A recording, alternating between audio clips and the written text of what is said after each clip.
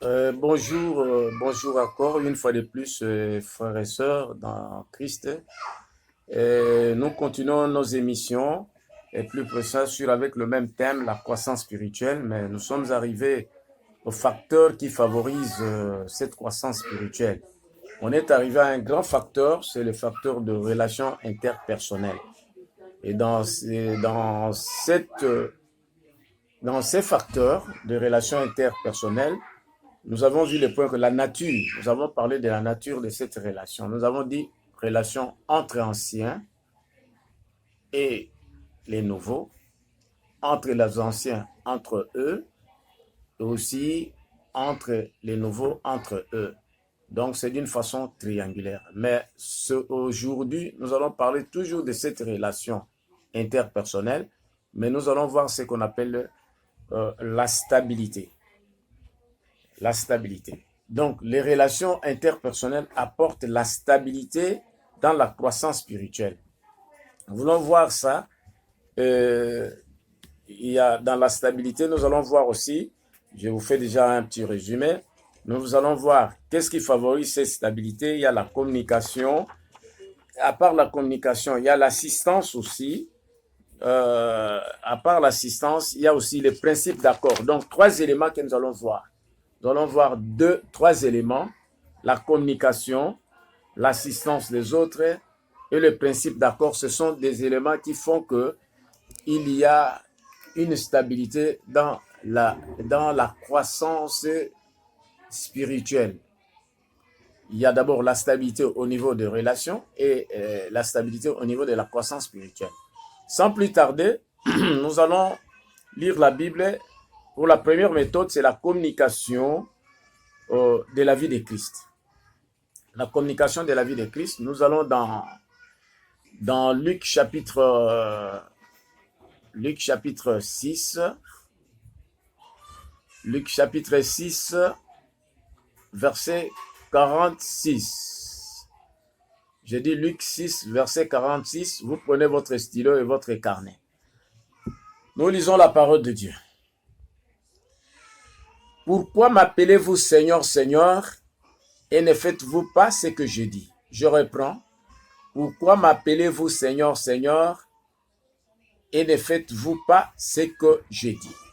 Bien-aimé, on ne peut pas appeler Jésus-Christ Seigneur. Un, lorsque vous ne lui appartenez pas. Deux, si vous ne faites pas ce qu'il demande. Alors, je vais vous rappeler une chose. C'est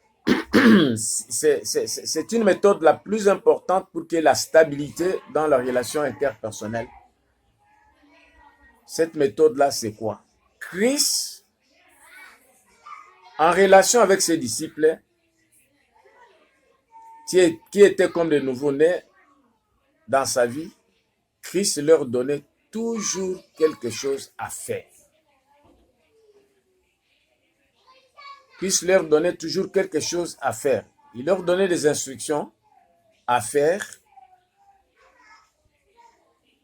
pour faire comme lui, réfléchir comme lui, être comme lui, devenir comme lui. Donc la communication de la vie, c'est par des instructions. C'est pour cela qu'il ne leur donnait pas la matière à emmagasiner, de raconter, non. La vie, on la communique par les instructions, c'est-à-dire et par les exemples. Christ leur donnait ça. C'est pour cela, bien aimé, dans nos églises locales, nous sommes appelés à communiquer la vie. Et communiquer la vie, c'est-à-dire donner quelque chose que les gens puissent faire pour faire comme vous, pour devenir comme vous.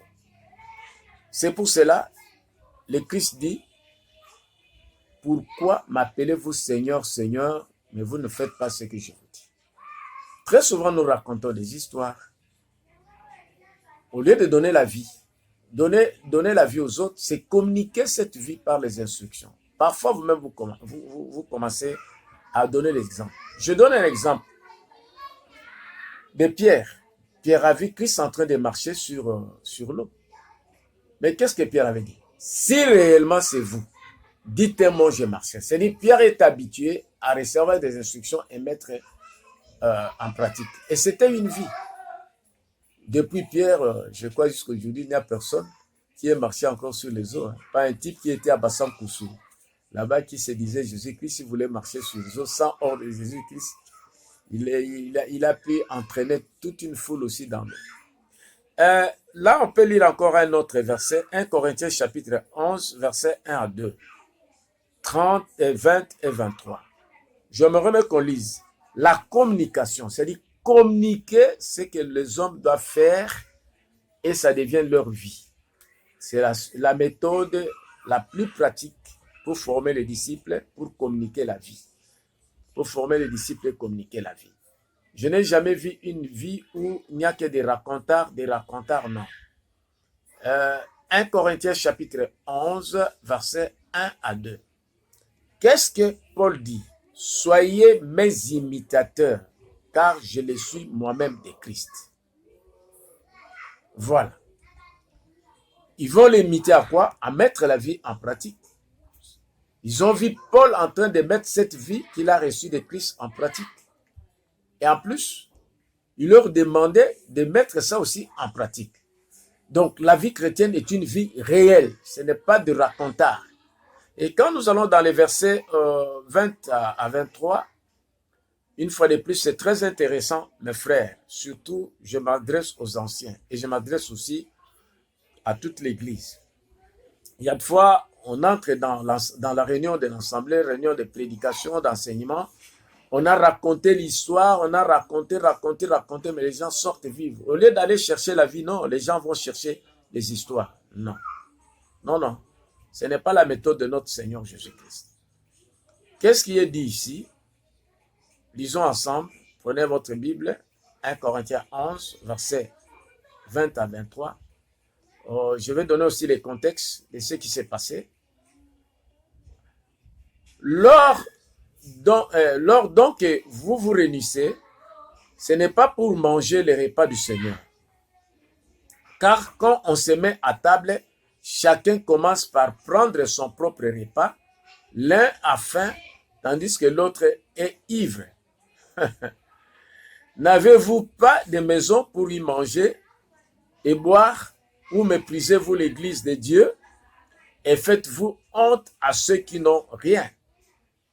Que vous dirai-je? Vous louerai-je? C'est là, je ne vous loue point. Car j'ai reçu du Seigneur ce que je vous ai enseigné. J'ai reçu du Seigneur ce que le Seigneur Jésus, dans la nuit où il fut livré, prit le pain. Il s'agit de la Sainte Seine. En Corinthe, il y a une chose qui s'est passée.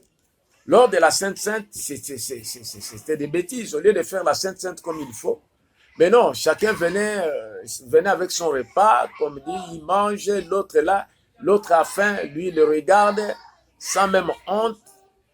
Ce sont les gens qui aimaient beaucoup l'orgie, des gourmands, et il y en a qui étaient même ivres.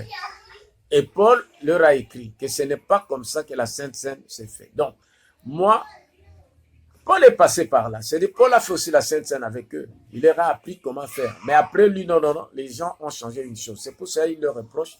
C'est que j'ai reçu du Seigneur, je vous enseigne. Il n'a pas reçu seulement les paroles, les instructions, mais la pratique. Donc, bien aimé, je peux vous dire qu'il est très important à ce que nous puissions communiquer la vie, c'est-à-dire des instructions qu'on doit mettre en pratique et vous devez voir le résultat. Vraiment, c'est très important pour nous. Au lieu de mettre la rhétorique, comme chez nous, surtout dans nos pays francophones, la rhétorique, c'est-à-dire que méthode gréco-latine, il faut bien parler. D'ailleurs, il y en a qui disent non, écoutez, le monsieur qui passe ici, il a bien parlé et tout ça, il parle bien. Non.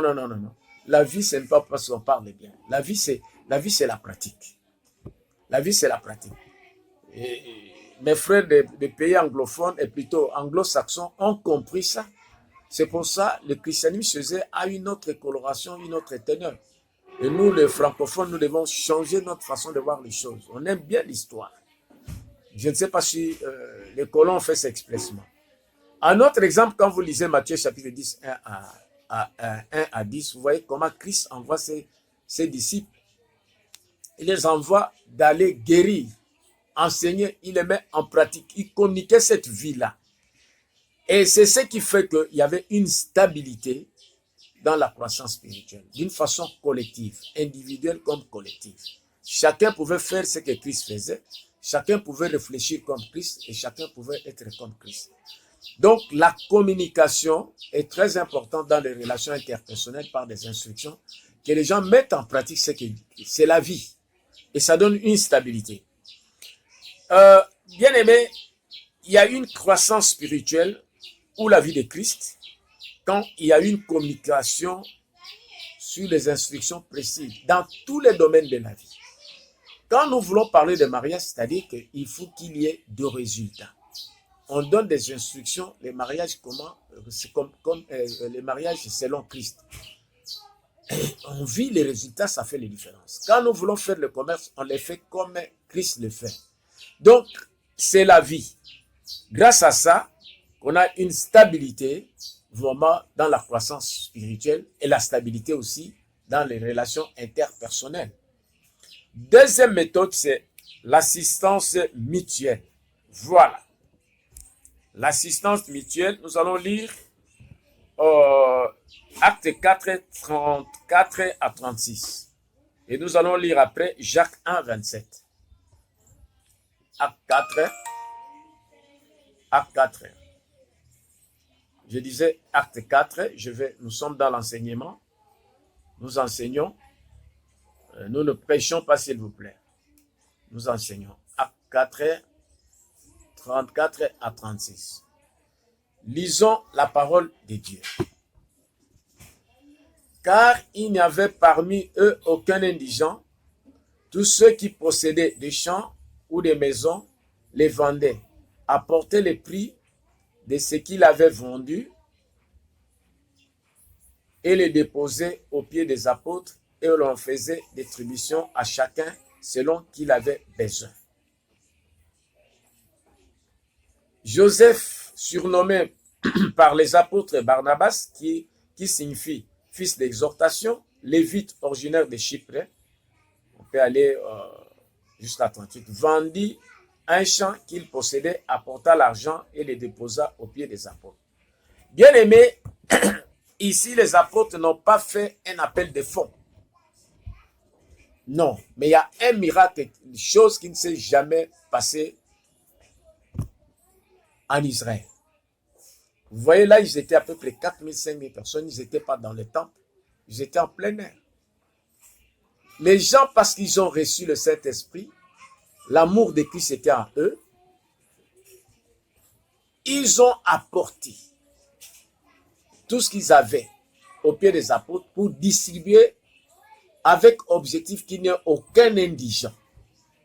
Aucun indigent, c'est-à-dire quoi? C'est-à-dire qu'il n'y ait pas un pauvre au sein de l'Église. Et cela s'est fait, c'est la première pour votre histoire. Cette façon de vivre a duré jusqu'à l'an 331 après Jésus-Christ. C'est pour ça que les apôtres étaient riches, et plutôt les disciples étaient riches et tout le monde travaillait. Mais on dit cette distribution qu'on faisait, ce n'était pas qu'ils faisaient ça pour les faire. Non. C'est-à-dire que les apôtres et les autres, les anciens, et tout le monde se mettait d'accord. On prenait ça, on donnait par exemple l'argent, tout en tenant compte des talents de quelqu'un. On te donne ça pour que tu puisses produire également, afin que tu ne sois pas pauvre. Afin que le témoignage de Christ et le témoignage de l'Église ne soient pas souillés. Parce que c'était la dignité, il devrait garder la dignité. C'est pour cela qu'il donnait ça pour que les gens puissent travailler. Ça, c'est un. Deuxièmement, il faisait pour ça parce que quand on disait pauvre en Israël, jusqu'à maintenant, c'est-à-dire une personne incapable de servir Dieu avec ses biens. Lisons Proverbe 3, versets 9 à 10. Donc, c'était très très important afin qu'il n'y ait aucun mendiant et qu'il n'y ait personne qui dit que non, qu'il est chrétien, mais qui ne sert pas Dieu avec ses biens. Que dit la parole de Dieu? Que dit la parole de Dieu? Honore l'Éternel avec tes biens et avec les prémices de tout ton revenu. Alors tes greniers seront remplis d'abondance et tes œuvres regorgeront de mou. Voilà pourquoi on venait avec cet argent. Faire sortir les gens de la pauvreté, faire sortir les gens de manque, de ne pas être un anti-valeur. Donc un chrétien, c'est quelqu'un qui est capable de produire, capable d'avoir des moyens pour lesquels il ne peut pas être mendiant. Le chrétien, et que c'est quelqu'un qui est capable d'honorer Dieu avec ses biens. Il y a un autre problème qui s'est passé. Nous allons lire dans Jacques chapitre 1, 27. Nous sommes toujours dans l'assistance. Nous sommes dans l'assistance.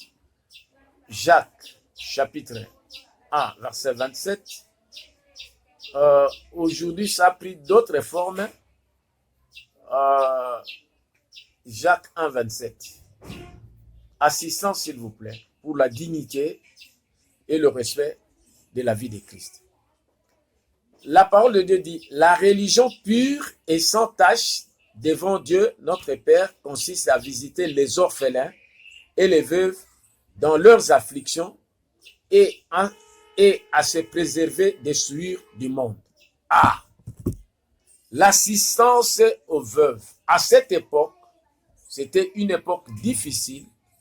On a commencé à constater que les orphelins et les orphelines risqueraient de se souiller. On parle de souillure du monde, c'est-à-dire des péchés.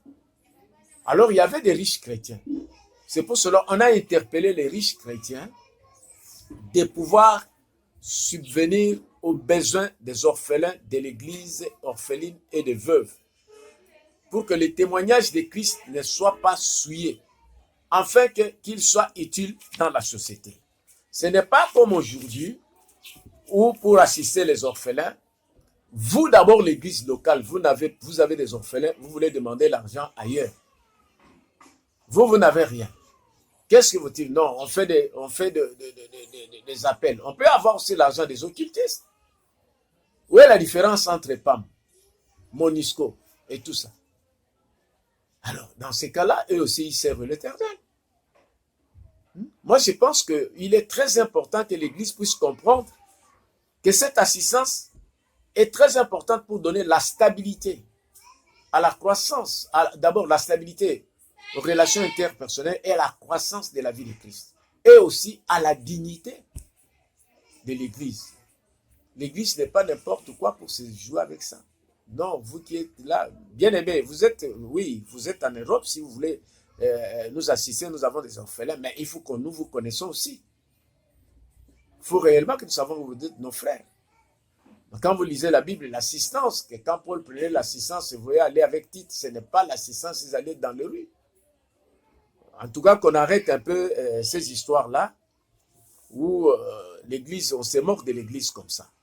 Donc, il y a la communication et l'assistance donnent une stabilité aux relations interpersonnelles entre anciens, entre anciens et nouveaux, entre nouveaux convertis. Et aussi, ça donne la croissance spirituelle, la stabilité dans la croissance spirituelle. Les gens sont stables spirituellement. Il pourrait dire, chacun de nous, dans l'église peut dire le psaume 123, il peut le citer. L'Éternel est mon berger, je ne manquerai de rien. C'est parce que cela se fait cultiver.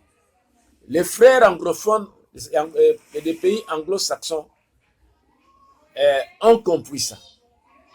Nous passons aux troisième méthode, c'est le principe d'accord. Qu'est-ce que c'est le principe d'accord? Je peux vous dire que le principe d'accord est une loi très puissante pour l'existence d'une église stable. Une loi vraiment très puissante. Nous lisons Matthieu chapitre 18, versets 19 à 20. Lisons ça. Lisons ça. C'est très important. Je crois qu'ici, une fois de plus, frères et sœurs, soyons vraiment réfléchis. je dis réfléchis et soyons aussi stables. Qu'est-ce que la parole de Dieu nous dit? Je vous dis encore que si deux entre vous s'accordent sur la terre pour demander une chose, quelconque qu'elle leur sera adonnée, quelconque elle leur sera accordée par mon Père qui est dans les cieux. Ça, c'est la requête. Car là où deux ou trois sont assemblés en mon nom, je suis au milieu d'eux. Amen. Bien-aimés, lisez bien ces versets. Ces versets est dans le cadre même de la prière. Donc, lorsqu'il y a un principe d'accord, que vous êtes des chrétiens nés de nouveau, anciens comme nouveaux, ensemble, que nous nous mettons d'accord de demander quelque chose au Seigneur, nous avons la foi relationnelle. Nous sommes nés de nouveau. Et pour faire sa volonté, soit pour le servir ou servir les frères, soyez sûrs que l'exaucement est immédiat. Et il dit, il est au milieu de nous. C'est un principe très puissant, très puissant. C'est ça qui fait la grandeur, excusez-moi, c'est ça qui fait la grandeur même d'une église locale ou universelle. Le principe d'accord. Si nous pouvons ajouter encore Jean 10, verset 30, où le Seigneur lui-même le dit. Au lieu d'avoir les discordes inutiles, on perd le temps. Le Seigneur nous attend à la grandeur. C'est Christ lui-même qui parle. Moi et le Père, nous sommes un. Voilà. Ce que mon Père fait, c'est que je fais. Donc, principe d'accord. Et c'est malheureux que dans mon pays ici, à Kinshasa, peut-être je suis ignorant, je n'ai pas encore trouvé une entreprise des chrétiens. Des chrétiens qui se mettent d'accord de créer une entreprise et d'engager des chrétiens. Je n'ai pas encore trouvé. Je crois que nous, on en fera. Nous, on en fera. On en fera avec les enfants. On n'en a pas trouvé. Mais là où il y a accord, on crée des entreprises. Là, nous n'avons pas de la prière. On crée des entreprises. On fait des choses où les chrétiens se mettent d'accord, demander, ça va prospérer. Nous pouvons influencer cette nation facilement. Mais les chrétiens sont plus dans les divisions, dans l'égoïsme. Jamais la croissance spirituelle sera stable, ni encore des relations interpersonnelles. L'Éternel Dieu lui-même, excusez-moi, l'Éternel Dieu lui-même reconnaît cette force interne qu'il a mis dans l'homme. Genèse 11, versets 1 à 6. Bien-aimés, suivez-moi correctement. Peut-être vous êtes l'un que le Seigneur va utiliser puissamment après cet enseignement, ou bien vous étiez dans votre petit confort. Quitte ce confort-là et répands-toi. Lisons la parole de Dieu, Genèse 11, 1 à 6. Toute la terre avait une seule langue, principe d'accord. Les mêmes mots, principe d'accord. Comme ils étaient partis de l'Orient, ils trouvèrent une plaine au pays de Shinar, Mésopotamie, c'est-à-dire actuellement Iran, Irak. Ici habitèrent tous, ils se dirent l'un à l'autre, allons, faisons des briques et cuissons-les au feu, et la brique leur servit de pierre, et le bitume leur servit de ciment. Ils dirent encore, allons, bâtissons-nous une ville et une tour dont les sommets touchent au ciel, et faisons-nous un nom, afin que nous ne soyons pas dispersés sur la face de toute la terre. Bien-aimés, écoutez bien. Écoutez bien le principe d'accord. L'Éternel descendit pour voir la ville et la tour que baptisaient les fils des hommes. Et l'Éternel dit, voici, ils forment un seul peuple et ont tous une même langue, et c'est là ce qu'ils ont entrepris. Maintenant, rien ne les empêcherait de faire tout ce qu'il aurait projeté. Rien ne peut empêcher l'Église de faire tout ce s'il y a un principe d'accord. Dieu lui-même reconnaît cette force est en toi et en moi. Cette force est en toi et en moi. Tu as des talents. L'Éternel, Dieu lui-même reconnaît ça, s'il te plaît. Il reconnaît ça. Il reconnaît le principe d'accord. Un principe très puissant. Bien sûr, par la suite, bien aimé, je peux vous dire que parce ils se sont un peu opposés, malgré cette fois, ils se sont opposés à ce que le Seigneur avait dit, que non, il fallait qu'on remplisse la terre. Mais du moins, ce principe, cette force-là, nous en avons. Vous voyez comment, par exemple, l'Europe est en train de nous tromper. Excusez de vous le dire, hein, les frères européens. Il y a des fédérations, fédération de Russie, Union européenne, États-Unis, les pays comme la Chine, un grand pays. Mais nous, on est en division. C'est-à-dire, on perce cette loi-là. On se divise. Je reviens à l'église. Je demande à chaque église, au vrai sens même église, le peuple de Dieu, d'utiliser cette méthode. Nous sommes capables de bouleverser ces pays et ces pays deviennent unis. Si l'église rate, nous allons rester. Je fais cet appel. J'appelle aussi à l'église du monde entier ceux qui me suivent, les frères. Partout où vous êtes, vous qui nous suivez cet enseignement. Le principe d'accord. Et quand vous lisez même Ecclésiaste chapitre 4, verset 9 à 10, il dit que deux mieux valent qu'un, ils vont tirer le profit de leur travail. Pourquoi nous devons perdre cette force? Nous en avons. Nous en avons. Nous avons les talents. Nous avons les dons. Tel que notre pays. Nous avons tous, chacun de nous à l'origine. On peut aller, il y a de l'or là-bas, on travaille ensemble, il y a les champs là-bas. Chacun de nous. Et nous avons le Saint-Esprit, nous avons la puissance. Bien aimé, je vous invite une fois de plus de vous dire que pour vraiment croître, pour avoir la stabilité dans la croissance de la vie de Christ, les trois méthodes sont vraiment recommandées. Communication sur l'instruction et mise en pratique, l'assistance ensemble et aussi le principe d'accord. Je crois que c'est très important. Mais bien aimé, voilà, je vais donner quelques relations la fois passée à éviter qui ne peuvent pas faire partie de l'église. J'appelle ça relation toxique. C'est la 7e relation. La fois passée, c'était 6. Relation de jalousie. Quand vous êtes en relation avec quelqu'un, il te jalouse, celui-là, c'est un meurtrier. Il faut se débarrasser de cette personne. Que ce soit au niveau des mariages, au niveau des professions. Non, non, non. Ça, ce n'est pas chrétien. Deuxième, 8e relation. Les relations qui vous empêchent, suivez bien, qui vous empêchent de rencontrer Dieu, la prière. Quand vous avez une relation, vous avez une femme, vous avez un homme, vous avez un ami qui vous empêche que vous puissiez rencontrer Dieu dans la prière. Débarrassez-vous de cette personne-là. Ça, c'est un sorcier. Parce qu'en fait, par la prière, nous recevons la puissance qui nous protège. Par la prière, nous savons entretenir même notre esprit. Nous avons la 9e relation qu'il faut se débarrasser, les relations qui vous empêchent de lire et vivre la Bible. Bien aimé, c'est très grave.